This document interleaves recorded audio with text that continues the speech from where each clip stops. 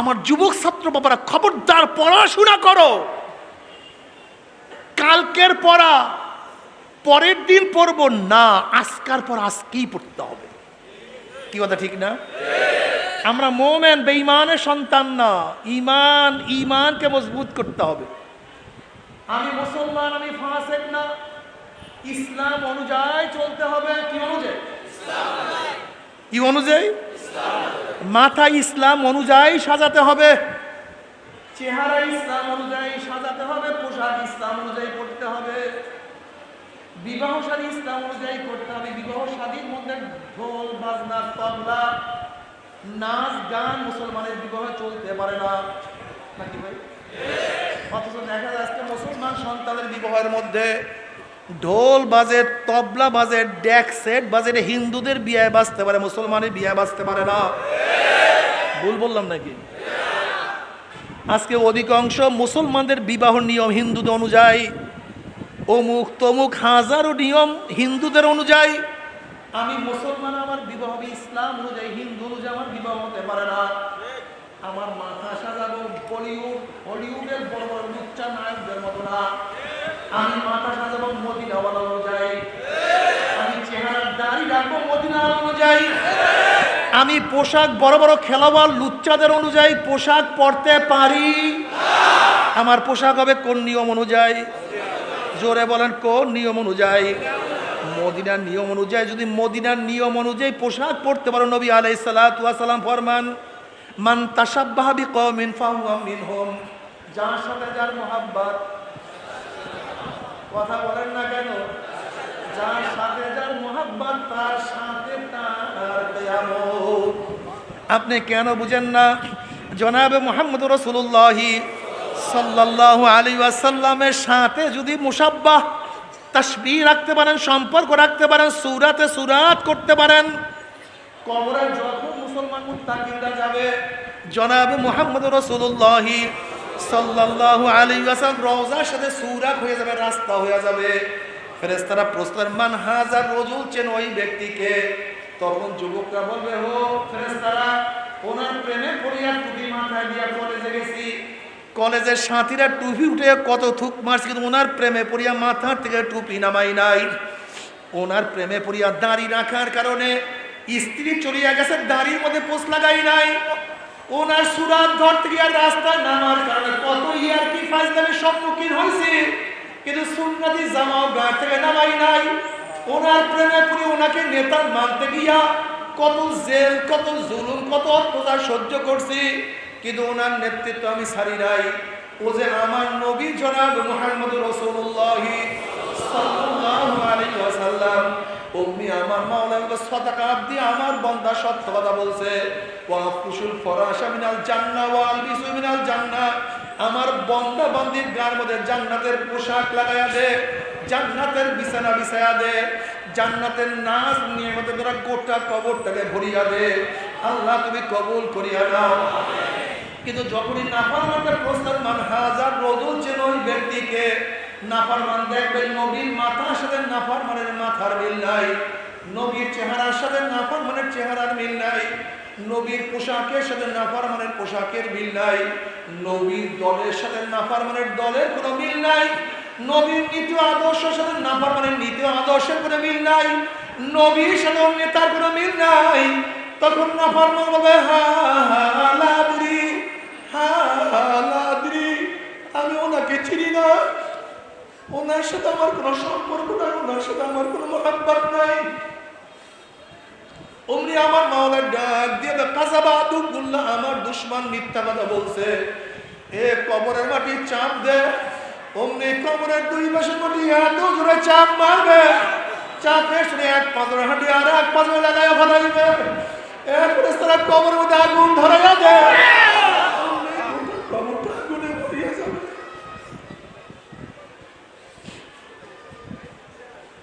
এ সাপ জড়াইয়া দাও, অমনি বেটা সাপ না বানকে প্যাঁচ মারবে, তাহলে সহ্য করতে পারবি? ওই আযাব তো কেউ সহ্য করতে পারবো না।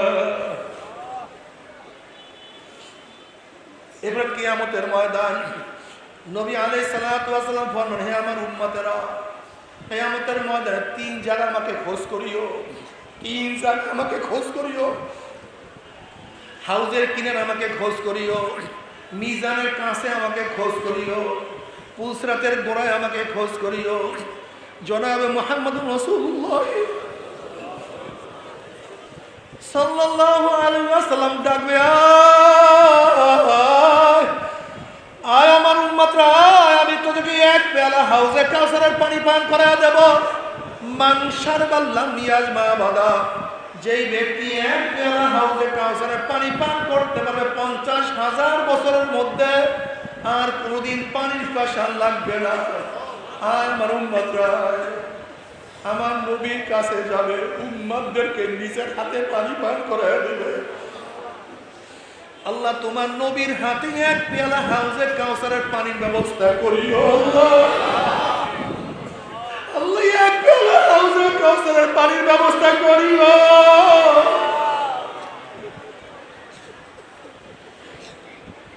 ওদের কিয়ামতের ময়দানে আযাব সহ্য করতে পারবে না, কি যে কষ্ট। সমস্ত মানুষ, সমস্ত উম্মত নবী আলাইহিস সালাতু ওয়াস সালামের কাছে দৌড় দিবে। গেটের মধ্যে একদল লোককে ফেরেশতারা আটকায়া ফেলাইবে, সামনে যাওয়ার অনুমতি নাই।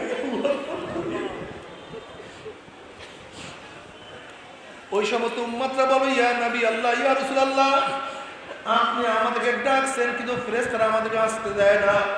নবী আলাইহিস সালাতু ওয়াস সালামের ফেরেশতারা সারিয়া দাও, সারিয়া দাও। আমি এক পেয়ালা হাউজে কাউসারের পানি পান করে দেবো, 50,000 বছরের মধ্যে পানির পয়সা লাগবে না।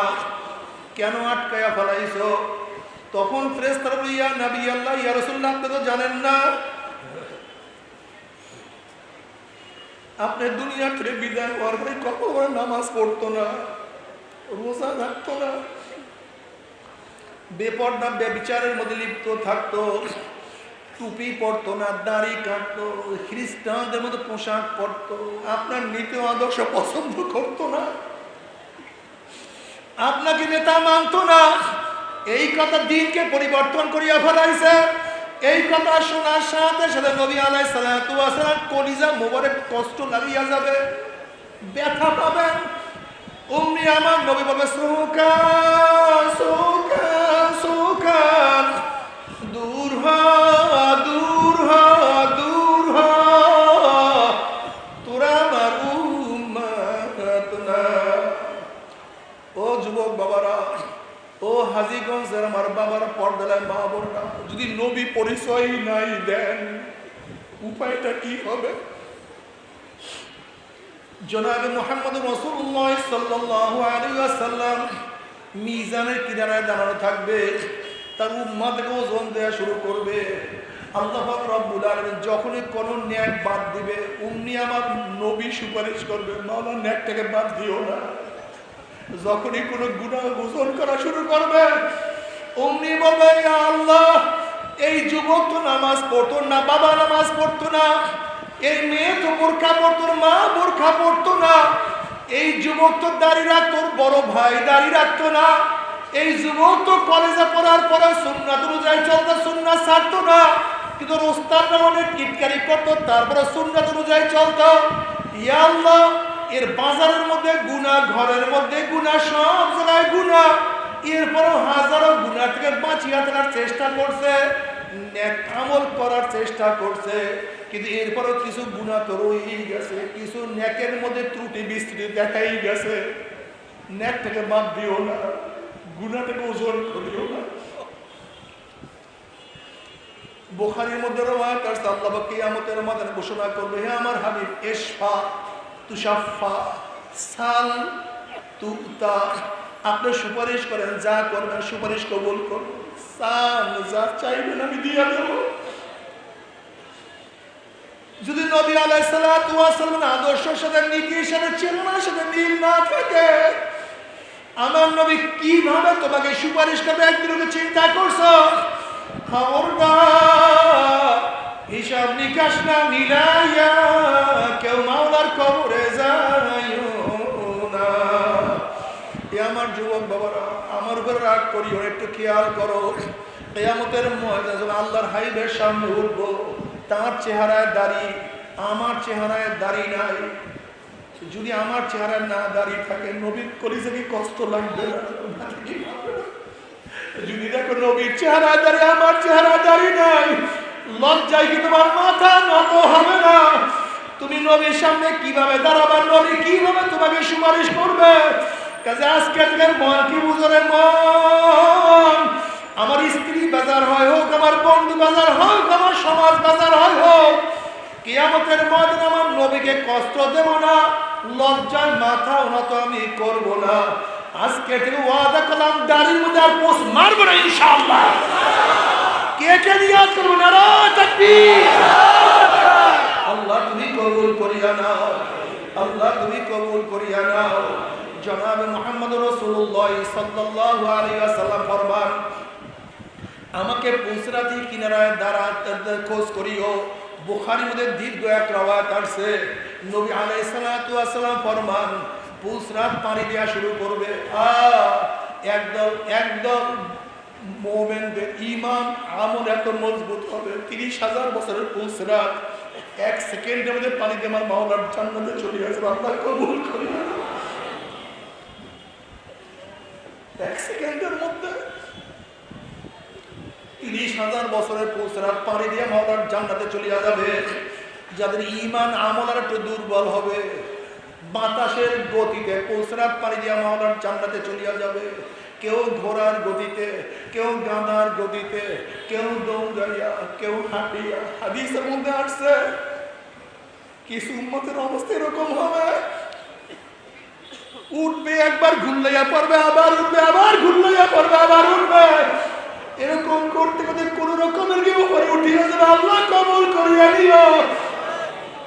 কিন্তু যাদের ঈমানের মজবুতি নাই, আমলের মজবুতি নাই, ওই দিকে নাফরমান দেখবে তার ছেলে পুসরাত পানি দিয়ে মাওলার জান্নাতে চলিয়া গেছে, বাবায় আটকা পড়িয়া গেছে। যেরকম ইব্রাহিম আলাইহিস সালামের বাবা দেখবে তার ছেলে পুসরাত পানি দিয়ে মাওলার জান্নাতে চলিয়া গেছে, বাবায় আটকা পড়িয়া গেছে। আবার কত ছেলে দেখবে বাবা চলিয়া গেছে, ছেলে আটকা পড়িয়া গেছে। যেরকম নবী নূহ আলাইহিস সালামের সন্তান দেখবে তার বাবা নবী নূহ তো পুসরাত পানি দিয়া চলিয়া গেছে, কিন্তু ছেলে ধরা খেয়ে গেছে। কত স্ত্রী দেখবে স্বামী চলিয়া গেছে, স্ত্রী আটকা পড়ছে। যেরকম নবী লূত আলাইহিস সালাম স্ত্রী দেখবে তার স্বামী চলিয়া গেছে, স্ত্রী আটকা পড়ছে। আবার কত স্বামী দেখবে স্ত্রী চলিয়া গেছে, স্বামী আটকা পড়ছে। যেরকম ফেরাউন দেখবে তার স্ত্রী আসিয়া চলিয়া গেছে, ফেরাউন আটকা পড়ছে। কত মালিক দেখবে গোলাম চলিয়া গেছে, মালিক আটকা পড়ছে।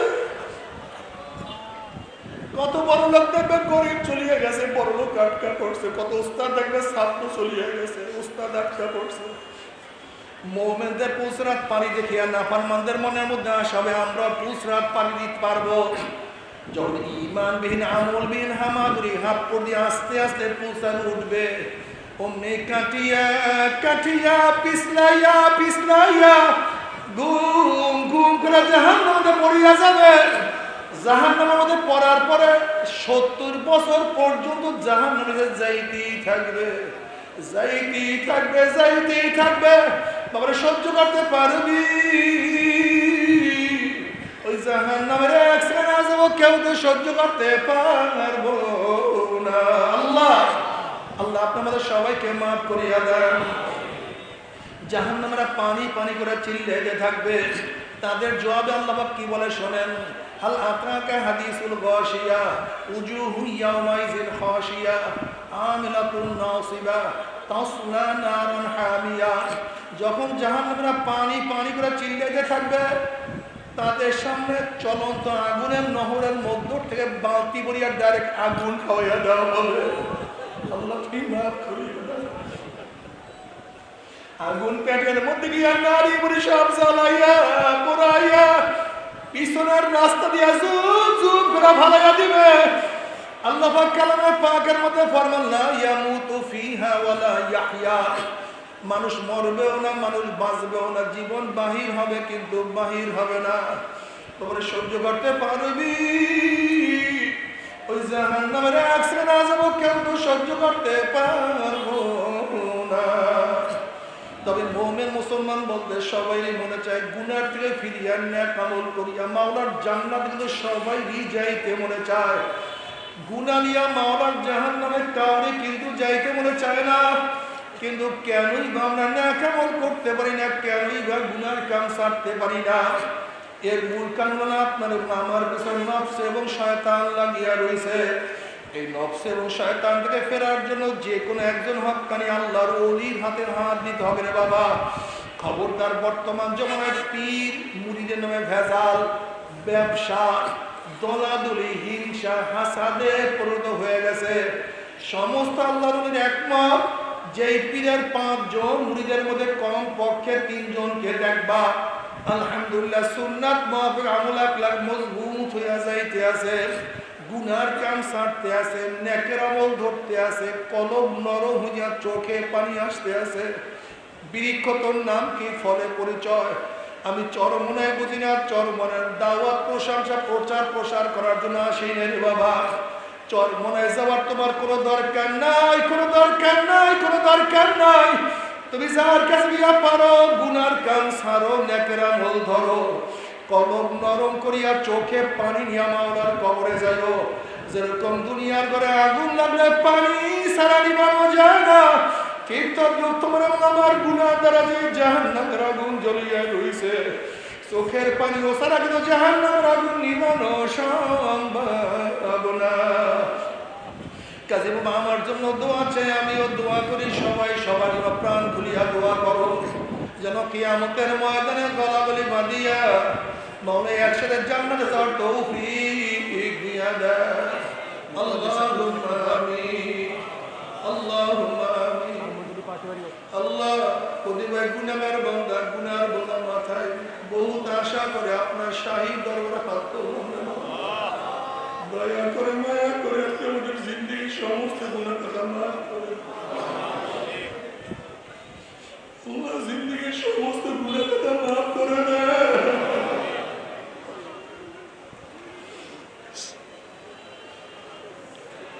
আল্লাহ সন্তান অন্যায় করিয়া বাবার কাছে মাপ না পাইলে মায়ের কাছে মাপ পাওয়ার আশা করে, ভিক্ষুক এক দরজায় ভিক্ষা না পাইলে অন্য দরজায় ভিক্ষা পাওয়ার আশা করে।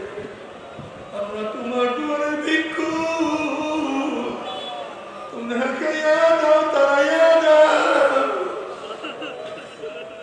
আর তো কোনো দরজা নাই রে মালিক, আর তো কোনো দুয়ার নাই। আল্লাহ আল্লাহ কত আলেম ওলামা দিনে হাত তুললাম রে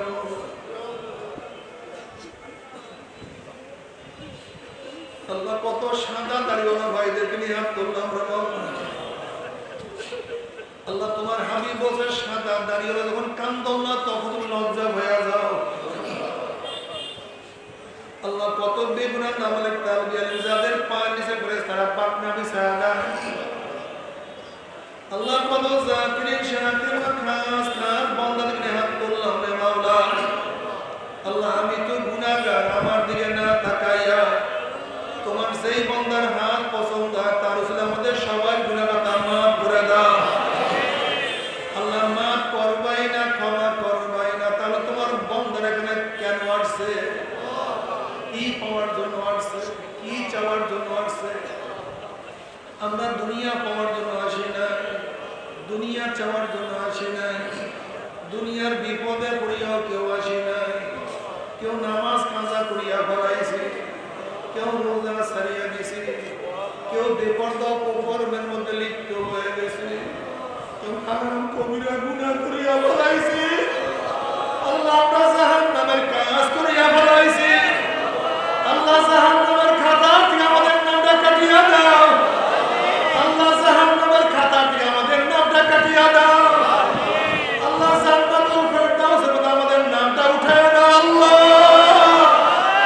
তুমি মাঠে নিয়ে তাকাইয়া দেখো তোমার বান্দারা কেন কান্দে। আমাদের ছেলেও মারা যায় না, মেয়েও মারা যায় না, দুনিয়ার বিপদে পড়ে এত অন্যায় করছে।